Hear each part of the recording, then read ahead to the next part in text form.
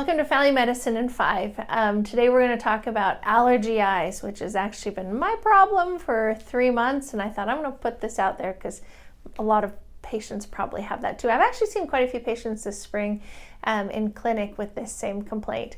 So it's also called periorbital dermatitis, so peri meaning around, orbit, around the eye, and dermatitis, so inflammation of the dermis, so just skin inflammation. We know that these come from lots of different things, and about 50% of them are what we call contact derm, so contact dermatitis. So you're in contact with something that bothered your eyes. Many times it's like nickel or fragrances. Sometimes it's even topical antibiotics and can cause this inflammation.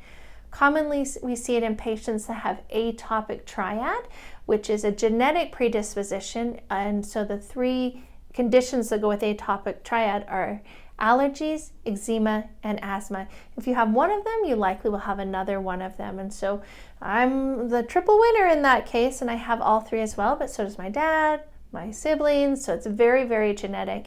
And so if you have atopic triad, very commonly you'll have this allergy eyes as well. How you know you have it, your symptoms are itchiness, and we should delineate that it's not itchiness of the eyeball, it's itchiness of the skin around the eye. So sometimes people will have allergies, like I have an allergy to dogs, so my eyes get really itchy and red and irritated. This is actually in the eye skin, not in the eyeball. Patients will have scale, so we'll show you some pictures, but there is like this flaky skin, almost like mermaid skin that's over the eyeballs. And then you'll get fissures, which are actually cracks in the skin, and those can ooze and be painful as well. On physical exam, when we look for allergy eyes, we actually look for something called allergic shiners. And so think like a shiner, like a black eye, it's an allergic shiner. So patients will have this darkening around the eyes in addition to all of the skin changes on the eyelids. And we look for something called Dennis-Morgan lines.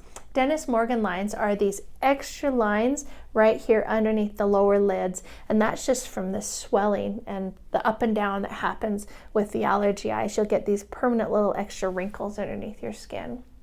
So how do we treat it? The number one thing we do is we need to remove the irritants. So if you're allergic to a face wash, or if you're allergic to a mascara, or if there's something new, when we're looking for any kind of allergic triggers, what's new? When did it start happening, and what were you doing at that time? Was it a food? Was it a lotion? Was it an exposure at a farm? Is there something that we can move it out? Many of my patients, it's animals. So if your cat sleeps in your bed, or your dog sleeps in your bed, or your whatever rodent sleeps in your bed, they need to be out of your bed, okay? I try and remove animals from the bedroom completely. To prevent it, we need to have really good skin care. So you want to use gentle things on your eyes. Remember, the skin on the eyes is one of the thinnest areas in the body, and so you don't want to be scrubbing them or using like those apricot scrubs to scrub those lids because they are so sensitive. If it becomes bad enough that you're actually in clinic with me, we do use low potency steroids. And so the easiest, cheapest thing I start patients with is that over-the-counter cortisone. So again, it's super thin, so you want to use it sparingly. You're going to use it twice a day. One of them I like before bed. So if you're not itching in the night, that will keep it at bay.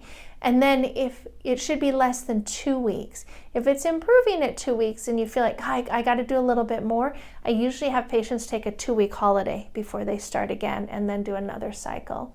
There is a prescription medicine that we can use. There's 2 of them. One is called Protopic and one is called Elidel. And those work differently from steroids and have been approved to be used on the face, but they're a little bit pricey, usually anywhere at least $50 a tube and up.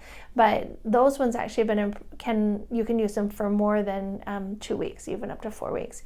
And if it's not improving at that point, usually I get a patient into dermatology and then definitely in for allergy testing to see if there's something unique that we can't seem to eliminate. So that's the 411 on allergy eyes. It's pretty common, particularly this time of year. Hopefully you learned something that will help yourself. Have a good day.